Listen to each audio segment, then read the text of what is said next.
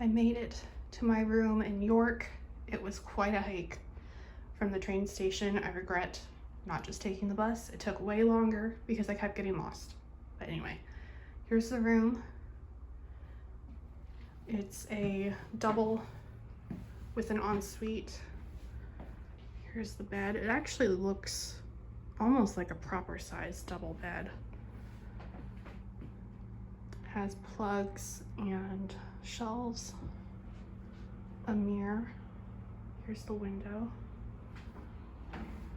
which only opens that far.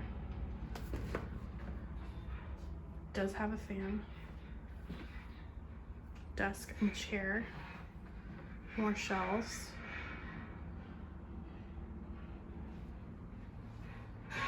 And here's a closet with some drawers. And then this is the bathroom. So I'm gonna have to ask for more toilet paper again because they only gave me like 1.5 rolls. Hello. And here's the shower.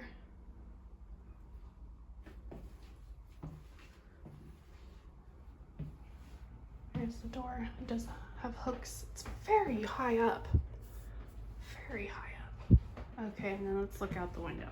So I found out that this building, this whole area, is surrounded by construction. Can you see? Construction. I actually had to come down that street that's full of cement mixers and other heavy duty thingamabobs to get in here. So unfortunately I decided to come to York when there's a heat wave and it's gonna be in the high 80s the whole week except for Tuesday when I'm leaving. Yay.